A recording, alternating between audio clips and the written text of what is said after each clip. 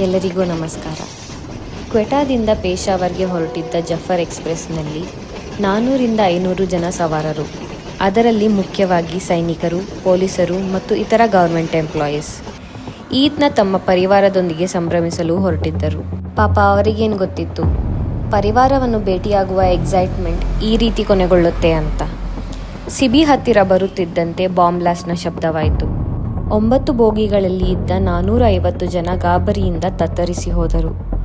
ಓಡಿ ಹೋಗಲು ಯೋಚನೆ ಮಾಡುವ ಮುನ್ನವೇ ಗುಂಡಿನ ದಾಳಿ ಆಯಿತು. ಹಲವರು ಗಾಯಗೊಂಡರು ಮತ್ತು ಸಾವನ್ನಪ್ಪಿದರು. ಬಲೂಚಿಸ್ತಾನ್ ಲಿಬರೇಷನ್ ಆರ್ಮಿಯವರು ಹೈಜಾಕ್ ಮಾಡಲಾಗಿದೆ ಅಂತ ಅನೌನ್ಸ್ ಮಾಡುತ್ತಾರೆ. ಅದಾದ ಮೇಲೆ ಕ್ವೆಟಾ ಬಲೂಚಿಸ್ತಾನದ ಕ್ಯಾಪಿಟಲ್, ಪೇಶಾವರ್ ಖೈಬರ್ ಪಖ್ತೂನ್ವಾದ ಒಂದು ಸಿಟಿ. ಅವರು ಮಾಡಿದ ಕರ್ಮ ಅದೇ ಜನ್ಮದಲ್ಲಿ ಕಾಡುತ್ತೆ ಅಂತಾರಲ್ಲ, ಅದೇ ಸ್ಥಿತಿಯಾಗಿದೆ ಪಾಕಿಸ್ತಾನದ್ದು. ಪಾಕಿಸ್ತಾನದ ಬಲೋಚ್ ಪ್ರಾಂತ್ಯದಲ್ಲಿ 11ನೇ ಮಾರ್ಚ್ರಂದು ಈ ಟ್ರೈನ್ನ ಹೈಜಾಕ್ ಮಾಡಲಾಗಿದೆ. ಮಾಡಿದವರು ಬಲೋಚ್ ಲಿಬರೇಷನ್ ಆರ್ಮಿ. ಇವರು ಪ್ರತ್ಯೇಕವಾದಿಗಳು, ಅಂದರೆ ಮಿಲಿಟೆಂಟ್ಸ್. BLA ಕೂಡ ಸ್ಟೇಟ್ಮೆಂಟ್ನ ರಿಲೀಸ್ ಮಾಡಿದೆ. 182 ಜನರನ್ನು ಬಂದಿ ಮಾಡಲಾಗಿದೆ. 11 ಸೈನಿಕರನ್ನು ಕೂಡ ಸಾಯಿಸಿದ್ದಾರೆ ಮತ್ತು ಗೌರ್ಮೆಂಟ್ಗೆ ಕೂಡ ವಾರ್ನ್ ಮಾಡಿದ್ದಾರೆ. ಅವರ ಮೇಲೆ ಏನಾದರೂ ರೆಸ್ಕ್ಯೂ ಆಪರೇಷನ್ ಮಾಡಿಸಿದರೆ ಎಲ್ಲರನ್ನೂ ಸಾಯಿಸುತ್ತಾರೆ ಎಂದು. ಈ ಸಿಬಿಯಲ್ಲಿ ಇವಾಗ ಹೈಜಾಕ್ ಮಾಡಲಾಗಿದೆಯಲ್ಲ, ಅದೇ ರೀಜನ್ನಲ್ಲಿ ಮುಂಚೆ ಹಲವಾರು ಬಾರಿ BLA ಅಟ್ಯಾಕ್ ಮಾಡಿದ್ದಾರೆ. ಈ ಟ್ರೈನ್ ಹೋಗುವ ಬ್ರಿಡ್ಜ್ನ ಕೂಡ ನಾಶ ಮಾಡಿದರು. ಅದನ್ನು ರಿಪೇರ್ ಮಾಡಿ ಮತ್ತೆ ಟ್ರೈನ್ನ ಬಿಡಲಾಗಿತ್ತು. ಮತ್ತೆ ಹಲವಾರು ಕಡೆ ಹಳಿಗಳನ್ನು ನಾಶ ಮಾಡಿದ್ದಾರೆ BLA. ಯಾರು ಈ ಬಲೂಚಿಸ್ತಾನ್ ಲಿಬರೇಷನ್ ಆರ್ಮಿ? ಯಾಕೆ ಅಟ್ಯಾಕ್ ಮಾಡಿದ್ರು? ಇವ್ರಿಗೆ ಯಾಕೆ ದ್ವೇಷ ಪಾಕಿಸ್ತಾನದವರ ಮೇಲೆ? ಇದೆಲ್ಲ ನೋಡುವ ಮುಂಚೆ ಪಾಕಿಸ್ತಾನದಲ್ಲಿ 4 ಪ್ರಾಂತ್ಯಗಳಿವೆ: ಸಿಂಧ್, ಪಂಜಾಬ್, ಖೈಬರ್ ಪಖ್ತೂನ್ವಾ, ಬಲೂಚಿಸ್ತಾನ್. ಗಿಲ್ಗಿಟ್ ಬಾಲ್ಟಿಸ್ತಾನ್ ಮತ್ತು POK ರೀಜನ್ನ ನಾವು ಸೇರಿಸ್ಕೊತಿಲ್ಲ ಇದರಲ್ಲಿ. ಬಲೂಚಿಸ್ತಾನ್ ಪಾಕಿಸ್ತಾನದ ದಕ್ಷಿಣ ಭಾಗದಲ್ಲಿ ಬರುತ್ತೆ. ಕಡಿಮೆ ಜನಸಂಖ್ಯೆ, ಜಾಸ್ತಿ ಜಾಗದಲ್ಲಿ ವಿಸ್ತಾರವಾಗಿದೆ ಈ ರಾಜ್ಯ. 44% ಪಾಕಿಸ್ತಾನದ ಪ್ರದೇಶವನ್ನು ಹೊಂದಿದೆ ಈ ಬಲೂಚಿಸ್ತಾನ ಮತ್ತು 1.5 ಕೋಟಿಯಷ್ಟು ಜನಸಂಖ್ಯೆ. ಇದು ಬ್ರಿಟಿಷ್ ಇಂಡಿಯಾದ ಭಾಗವಾಗುವ ಮುಂಚೆ ಹಲವಾರು ಹಿಂದೂ ಮತ್ತು ಮುಸ್ಲಿಂ ರಾಜರ ಆಳ್ವಿಕೆಯಲ್ಲಿತ್ತು. 1876ರಲ್ಲಿ ಟ್ರೀಟಿ ಆಫ್ ಕಲತ್ ಕೆಳಗಡೆ ಈ ರಾಜ್ಯವನ್ನು 4 ಭಾಗವಾಗಿ ಮಾಡಲಾಯಿತು: ಕಲತ್, ಲಾಸ್ಬಲಾ, ಖರನ್ ಹಾಗೂ ಮಕ್ರಾನ್. ಈ 4 ಭಾಗಗಳು ಸ್ವಯಂ ಆಡಳಿತವನ್ನು ಹೊಂದಿದ್ದವು ಬ್ರಿಟಿಷ್ ಕೆಳಗಡೆ. 1947ರಲ್ಲಿ ಭಾರತಕ್ಕೆ ಸ್ವಾತಂತ್ರ್ಯ ಕೊಡುವ ಪರಿಸ್ಥಿತಿ ಬಂದಾಗ, ಬ್ರಿಟಿಷರು ಭಾರತವನ್ನು ಬಿಟ್ಟು ಹೋಗುವ ಸಂದರ್ಭ ಬಂದಾಗ ಇವರನ್ನು ಡಿವೈಡ್ ಮಾಡಿದರೆ ಭಾರತವು ಛಿದ್ರವಾಗಬೇಕು ಅಂತಲೇ ಮೌಂಟ್ ಬ್ಯಾಟನ್ ಪ್ಲಾನ್ನ ಜಾರಿಗೆ ತಂದರು. ಬ್ರಿಟಿಷರು ರಾಜ್ಯ ಆಡಳಿತ ಪ್ರಾಂತ್ಯಗಳಿಗೆ 3 ಆಪ್ಷನ್ಸ್ ಕೊಟ್ಟಿದ್ದರು: ಒಂದು ಭಾರತಕ್ಕೆ ಸೇರೋದು, ಇನ್ನೊಂದು ಪಾಕಿಸ್ತಾನಕ್ಕೆ ಸೇರೋದು ಮತ್ತು ಪ್ರತ್ಯೇಕ ರಾಷ್ಟ್ರವಾಗಿ ಉಳಿಯೋದು. ಹಲವಾರು ರಾಜ್ಯ ಪ್ರಭುತ್ವದ ರಾಜ್ಯಗಳನ್ನು ತಮ್ಮ ತಮ್ಮ ದೇಶಕ್ಕೆ ಸೇರಿಸಿಕೊಳ್ಳಲು ಜಿನ್ನಾ ಮತ್ತು ಸರ್ದಾರ್ ವಲ್ಲಭಾಯ್ ಪಟೇಲ್ ಪ್ರಯತ್ನ ಪಡುತ್ತಿದ್ದರು.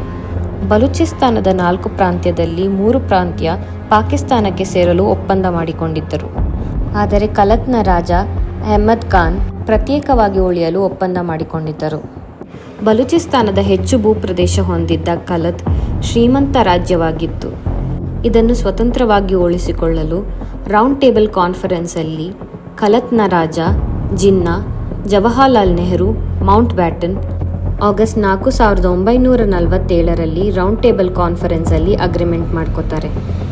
ಭಾರತ ಮತ್ತು ಪಾಕಿಸ್ತಾನಕ್ಕೆ ಸ್ವಾತಂತ್ರ್ಯ ಸಿಗೋ ಮುಂಚೆನೇ ಕಲತ್ನ ರಾಜ 12 ಆಗಸ್ಟ್ 1947ರಲ್ಲಿ ಕಲತ್ನ ಇಂಡಿಪೆಂಡೆಂಟ್ ಕಂಟ್ರಿ ಅಂತ ಡಿಕ್ಲೇರ್ ಮಾಡ್ತಾರೆ. ಅದು 15 ಆಗಸ್ಟರಂದು ಕೂಡ ಜಾರಿಗೆ ಬರುತ್ತೆ. ಜವಾಹರ್ಲಾಲ್ ನೆಹರು ಅವರಿಗೆ ಬಲೂಚಿಸ್ತಾನ್ನ ಭಾರತಕ್ಕೆ ಸೇರಿಸಿಕೊಳ್ಳುವ ಆಸೆ ಇರಲಿಲ್ಲ. ಯಾಕಂದರೆ ಭಾರತದಿಂದ ದೂರವಿರುವ, ಪಾಕಿಸ್ತಾನಕ್ಕೆ ಹತ್ತಿರವಿರುವ ಬಲೂಚಿಸ್ತಾನ್ನ ಅಡ್ಮಿನಿಸ್ಟ್ರೇಷನ್ ಮಾಡೋಕ್ಕೆ ಪ್ರಾಬ್ಲಮ್ ಆಗುತ್ತೆ ಅಂತ. ಪಾಕಿಸ್ತಾನ ಮೊದಲು ಕಲತ್ನ ಇಂಡಿಪೆಂಡೆನ್ಸ್ನ ಒಪ್ಪಿಕೊಂಡರೂ ಸರ್ದಾರ್ ವಲ್ಲಭಾಯ್ ಪಟೇಲ್ ಅವರ ದಿಟ್ಟ ಗುರಿಯಿಂದ ಭಾರತವನ್ನು ಏಕೀಕರಣವನ್ನು ಮಾಡುತ್ತಿರುವುದನ್ನು ನೋಡಿ ತಂತ್ರದಿಂದಲೋ ಅಥವಾ ಕುತಂತ್ರದಿಂದಲೋ ಬಲೂಚಿಸ್ತಾನವನ್ನು ಪಾಕಿಸ್ತಾನಕ್ಕೆ ಸೇರಿಸಬೇಕು ಅಂತ ಜಿನ್ನಾ ಪಣ ತೊಟ್ಟರು. ಮೊಹಮ್ಮದ್ ಅಲಿ ಜಿನ್ನಾ ಪಾಕಿಸ್ತಾನದ ಸರ್ವಾಧಿಕಾರಿಯಾಗಬೇಕು ಅಂತ ಕನಸು ಕಂಡಿದ್ದವರು.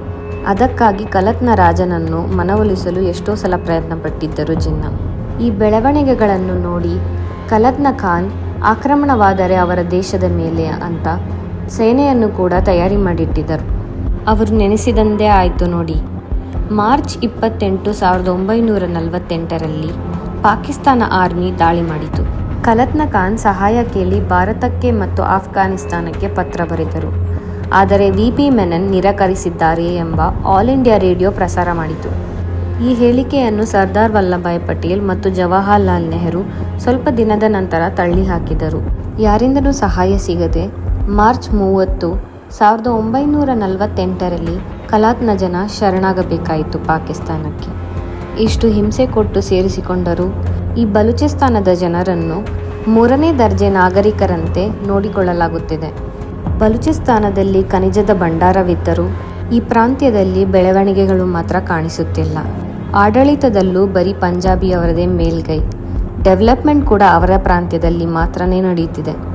ಸವಲತ್ತನ್ನು ಕೊಡಬೇಕಾದರೆ ತಾರತಮ್ಯತೆ ತೋರುವ ಪಾಕಿಸ್ತಾನದ ಗೌರ್ಮೆಂಟ್ ಬಲೂಚಿಸ್ತಾನದ ಪರಿಸರ ಸವಲತ್ತನ್ನು ಉಪಯೋಗಿಸಿಕೊಳ್ಳಲು ಹಿಂದೇಟು ಮಾತ್ರ ಹಾಕುತ್ತಿಲ್ಲ. ಬಲೂಚಿಸ್ತಾನದ ಜಿಯೋಗ್ರಫಿಕಲ್ ಲೊಕೇಶನ್ ನೋಡಿದರೆ ಕೆಳಗಡೆ ಅರೇಬಿಯನ್ ಸೀನ ಬಾರ್ಡರ್, ಅಂದರೆ ಟ್ರಾನ್ಸ್ಪೋರ್ಟ್ ಮತ್ತು ಟ್ರೇಡಿಂಗ್ ಮಾಡುವ ಬಹು ಸೂಕ್ತವಾದ ಜಾಗ.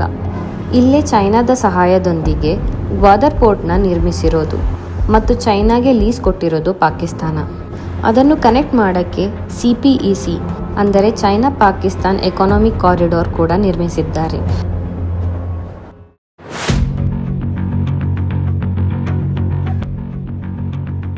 ಬಲೂಚಿಸ್ತಾನ್ ಲಿಬರೇಷನ್ ಆರ್ಮಿ BLAಯ ಸ್ಥಾಪನೆ 1970ರ ದಶಕದ ಶೀತಲ ಯುದ್ಧದ ಸಮಯದಲ್ಲಿ ಆಯಿತು. ಆಫ್ಘಾನಿಸ್ತಾನದ ಮೇಲೆ ಹಿಡಿತ ಸಾಧಿಸಲು USA ಮತ್ತು ಸೋವಿಯೆಟ್ ನೋಡಬೇಕಾದರೆ ಸೋವಿಯೆಟ್ನ ಪಡೆ ಆಫ್ಘಾನಿಸ್ತಾನದಲ್ಲಿ ಇದ್ದುದರಿಂದ ಇದನ್ನು ತಡೆಯಬೇಕೆಂದು ತಾಲಿಬಾನ್ನ ಹುಟ್ಟುಹಾಕಿದರು USA. ಅದಕ್ಕೆ ಪ್ರತಿಯುತ್ತರವಾಗಿ ಸೋವಿಯೆಟ್ BLAಗೆ ಸಪೋರ್ಟ್ ಮಾಡಲು ಶುರು ಮಾಡಿತು. ಸೋವಿಯೆಟ್ನ ಪ್ರಯತ್ನ ಆಂತರಿಕ ಕಲಹ ಮಾಡಬೇಕೆಂದು ಅಷ್ಟೇ. ಆದರೆ ಈ ಗ್ರೂಪ್ ದೊಡ್ಡದಾಗಿ ಬೆಳೆದು ಪ್ರತ್ಯೇಕ ರಾಷ್ಟ್ರವನ್ನೇ ಕೇಳುತ್ತೆ ಅಂತ ಊಹಿಸಿರಲಿಲ್ಲ ಅನಿಸುತ್ತೆ ಸೋವಿಯೆಟ್ನ ಪತನದ ನಂತರ BLAಯ ಚಟುವಟಿಕೆಗಳು ಕೂಡ ನಿಂತು ಹೋಯಿತು. ಮತ್ತೆ ಇದು 2000 ಇಸ್ವಿಯ ನಂತರ. ಆವಾಗಲೂ ಅವರ ಸಮರ ಅಂತ ಸ್ಟ್ರಾಂಗ್ ಇರಲಿಲ್ಲ. ಪಾಕಿಸ್ತಾನದ ದೌರ್ಜನ್ಯ ಮುಂದುವರೆದಂತೆ ಬಲೂಚಿಯರ ಧ್ವನಿ ಏರುತ್ತಾ ಹೋಯಿತು. Akbar Bugti, chief minister of Balochistan ಅವರ ಕೊಲೆಯ ನಂತರ ಮತ್ತು ಹಲವಾರು ಧ್ವನಿ ಎತ್ತಿದವರ ಕಾಣಿಯಾಗುವುದರಿಂದ ಈ ಹೋರಾಟ ಶಕ್ತಿಗೊಳ್ಳುತ್ತಾ ಹೋಯಿತು. ಇಲ್ಲಿವರೆಗೂ 20,000 ಜನಗಳು ಕಾಣೆಯಾಗಿದ್ದಾರೆ ಅಂತ ಹೇಳ್ತಾರೆ. ಪಾಕಿಸ್ತಾನದ ಜೊತೆ ಚೈನಾ ಕೂಡ ಸೇರಿರುವುದರಿಂದ ಬಲೂಚಿಸ್ತಾನರ ಪ್ರತ್ಯೇಕ ಸ್ವತಂತ್ರ ದೇಶ ಹೊಂದುವ ಆಕಾಂಕ್ಷೆ ನೆರವೇರಲ್ಲ ಅಂತ ಚೈನಾದ ನಾಗರಿಕರ ಮೇಲೂ ಕೂಡ ದಾಳಿ ಮಾಡ್ತಿದ್ದಾರೆ BLA. ಪಂಜಾಬ್ ಬಿಟ್ಟು ಬೇರೆ ಪ್ರಾಂತ್ಯದ ಮೇಲೆ ಕಾನ್ಸಂಟ್ರೇಟ್ ಮಾಡದ ಫಲ ಖೈಬರ್ ಮತ್ತು ಬಲೋಚ್ ಪ್ರಾಂತ್ಯದ ಮೇಲೆ ಪಾಕಿಸ್ತಾನದ ಹಿಡಿತ ಕಡಿಮೆ ಆಗ್ತಾ ಇರೋದು. ಹೀಗೆ ನಡೀತಾ ಇದ್ದರೆ ಚೈನಾ ದೂರ ಸರಿಯುತ್ತೆ ಅಂತ ನಂಬಿದೆ ಅಮೆರಿಕ. ಆದರೆ ಚೈನಾದ ಹೂಡಿಕೆಗಳು ಮತ್ತು ಕೊಟ್ಟಿರುವ ಸಾಲವನ್ನು ನೋಡಿದರೆ ಪಾಕಿಸ್ತಾನದಿಂದ ಹೊರಗೆ ಹೋಗುವ ಸಾಧ್ಯತೆಗಳು ಕಾಣಿಸ್ತಿಲ್ಲ. ಮೊನ್ನೆ ತಾನೇ 18,000 ಕೋಟಿ ಸಾಲ ನೀಡಿದೆ ಚೈನಾ. ಅರೇಬಿಯನ್ ಸಮುದ್ರದಿಂದ ವಹಿವಾಟು ಮಾಡಲು ಇರುವ ಒಂದೇ ದಾರಿ CPEC ಮತ್ತು ಗ್ವಾದರ್ ಪೋರ್ಟ್. ಆದರೆ ಚೈನಾವನ್ನು ನಂಬಲು ಆಗಲ್ಲ. ಶ್ರೀಲಂಕಾಕ್ಕೆ ಸಾಲ ಕೊಟ್ಟು ಅದರ ಆರ್ಥಿಕ ಸ್ಥಿರತೆಯನ್ನು ಅಲ್ಲಾಡಿಸಲಾಗಿತ್ತು ಮತ್ತು ಹಂಬಟೋಟ ಪೋರ್ಟ್ನ ಕೂಡ ಸ್ವಾಧೀನ ಮಾಡಿಕೊಳ್ತು ಚೈನಾ. BLA ಅಟ್ಯಾಕ್ ಮುನ್ನವೇ USA ಇಂಟೆಲ್ ಕೊಟ್ಟಿತ್ತು. ಆದರೆ ಪಾಕಿಸ್ತಾನದ ತಮ್ಮ ಇಂಟೆಲಿಜೆನ್ಸ್ ಬ್ಯೂರೋ ಮತ್ತು ಮಿಲಿಟರಿಯ ಶಕ್ತಿಯಿಂದ ಅಟ್ಯಾಕನ್ನು ತಡೆಯಲು ವಿಫಲವಾಯಿತು. BLAಯ ಆಕಾಂಕ್ಷೆ ಪಾಕಿಸ್ತಾನ, ಇರಾನ್ ಮತ್ತು ಆಫ್ಘಾನಿಸ್ತಾನದಲ್ಲಿರುವ ಜಾಗಗಳನ್ನು ಒಗ್ಗೂಡಿಸಿ ಸ್ವಾತಂತ್ರ್ಯ ದೇಶ ಮಾಡಬೇಕೆಂದು. ಇತ್ತೀಚೆಗಿನ ಪಾಕಿಸ್ತಾನ ಮೇಲೆ ಆದ ಅಟ್ಯಾಕ್ಸ್ ಬಗ್ಗೆ ಬರೋಣ. ಜಫರ್ ಎಕ್ಸ್ಪ್ರೆಸ್ ಪ್ರಪಂಚಕ್ಕೆ ಭೀಕರ ಅನಿಸಿದರೆ ಅದು ಬರೀ ಟ್ರೇಲರ್ ಅನ್ನೋ ಹಾಗೆ ಇನ್ನೊಂದು ಅಟ್ಯಾಕ್ ಮಾಡಿದರು ಪಾಕಿಸ್ತಾನ್ ಆರ್ಮಿ ಕಾನ್ವಾಯ್ ಮೇಲೆ. ಬಲೂಚಿಯರು ಹೇಳಿದಂಗೆ ನಿಜವಾದ ಯುದ್ಧ ಶುರುವಾಗಿದೆಯಾ ಪಾಕಿಸ್ತಾನ್ ಮತ್ತು ಬಲೂಚಿಯರ ಮಧ್ಯೆ? ಬೇಟೆಗಾರನೇ ಬೇಟೆಯಾದ ಕತೆ ಕೇಳಿದ್ದೀರಾ? ಅದರ ಉತ್ತಮ ಉದಾಹರಣೆ ಪಾಕಿಸ್ತಾನ. ಯಾವಾಗಲೂ ಸ್ಟೇಟ್ ಸ್ಪಾನ್ಸರ್ಡ್ ಟೆರರಿಸಮ್ಮಿಂದ ಬೇರೆ ದೇಶಗಳಿಗೆ ರಕ್ತಪಾತದ ಅನುಭವ ಮಾಡಿಸುತ್ತಿದ್ದ ಪಾಕ್ ಗೌರ್ಮೆಂಟ್ ಮತ್ತು ಮಿಲಿಟ್ರಿ ಇವಾಗ ತಾವು ಅನುಭವಿಸೋ ಸ್ಥಿತಿ ಬಂದಿದೆ. ಮಿಲಿಟ್ರಿ ಮತ್ತು ಗೌರ್ಮೆಂಟ್ ಪಾಲಿಸೀಸಿಂದ ಅನುಭವಿಸಬೇಕಾಗಿರೋರು ಅಲ್ಲಿನ ನಾಗರಿಕರು. ಆಶ್ಚರ್ಯವೇನೆಂದರೆ ಹಳೆ ವೈರಿಯಾದ ಭಾರತದ ಮೇಲೆ ಅಟ್ಯಾಕ್ನ ಪಿತೂರಿ ಹೊರೆ ಹೊರಿಸಿಲ್ಲ. ಮುಂಚೆ ಅಣ್ಣ ತಮ್ಮಂದಿರಂತಿದ್ದ ಹೊಸದಾಗಿ ದಾಯಾದಿಗಳಾದ ಮತ್ತು ವೈರಿಯಾದ ಆಫ್ಘಾನಿಸ್ತಾನದ ಮೇಲೆ ಹಾಕಿದ್ದಾರೆ. ಬಲೂಚಿಯರು ಆಫ್ಘಾನಿಸ್ತಾನದ ಸಹಾಯದೊಂದಿಗೆ ಪಾಕ್ ಮೇಲೆ ಅಟ್ಯಾಕ್ ಮಾಡ್ತಿದ್ದಾರೆ ಅಂತ ಹೊರೆ ಹೊರಿಸಿದ್ದಾರೆ. Like the people of Palestine, The people of Jammu and Kashmir too have struggled for a century for their freedom and right to self-determination. ಪ್ರತಿ ಸಾರಿ ಜಮ್ಮು ಕಾಶ್ಮೀರ ಅಂತಿದ್ದ ಪಾಕಿಸ್ತಾನಕ್ಕೆ ಬೇರೆ ದೇಶಗಳು ಬಲೂಚಿಸ್ತಾನ ಅಂತ ಹೇಳೋ ಹಾಗೆ ತನ್ನ ಕೈಯಾರೆ ಮಾಡಿಕೊಂಡಿದೆ ಪಾಕಿಸ್ತಾನ. ಪಾಪ ಯಾಕೋ ಈ ಮಾರ್ಚ್ ತಿಂಗಳೇ ಸರಿ ಹೋಗ್ತಿಲ್ಲ ಪಾಕಿಸ್ತಾನಕ್ಕೆ. ರಂಜಾನ್ ಸಮಯದಲ್ಲಿ ಉಪವಾಸ, ಪ್ರಾರ್ಥನೆ, ಶಾಂತಿ, ಸೌಹಾರ್ದತೆ, ಇವನ್ ಯಾರಿಗೂ ಕೂಡ ಬೈಬಾರ್ದು ಅನ್ನೋ ತಿಂಗಳಲ್ಲಿ ಈ ಥರ ಹತ್ಯೆಗಳು ನಡೀಬಾರ್ದಿತ್ತು. ಪಾಕಿಸ್ತಾನ ಗೌರ್ಮೆಂಟ್ ಬಲೂಚಿಸ್ತಾನವರ ಜೊತೆ ಒಪ್ಪಂದ ಮಾಡಿಕೊಂಡರೆ, ಪೂರ್ತಿಯಾಗಿ ಇಂಡಿಪೆಂಡೆನ್ಸ್ ಕೊಡದೇ ಹೋದರೂ ಅಟ್ಲೀಸ್ಟ್ ಇಂಟರ್ನಲ್ ಅಟಾನಮಿ ಕೊಟ್ಟರೆ ಮತ್ತು ಆ ಪ್ರಾಂತ್ಯದ ಬೆಳವಣಿಗೆ ಮಾಡಿದರೆ ಈ ರಕ್ತಪಾತ ನಿಲ್ಲುತ್ತೆ ಅನಿಸುತ್ತೆ. ಮುಗ್ಧರ ಜೀವಗಳು ಕೂಡ ಉಳಿಯುತ್ತೆ ಮತ್ತು ಶಾಂತಿ ಕೂಡ ನೆಲೆಸುತ್ತೆ. ಶಾಂತಿ ನೆಲೆಸೋದು ಅಷ್ಟು ಈಸಿನಾ ಬಲೂಚಿಸ್ತಾನದಲ್ಲಿ?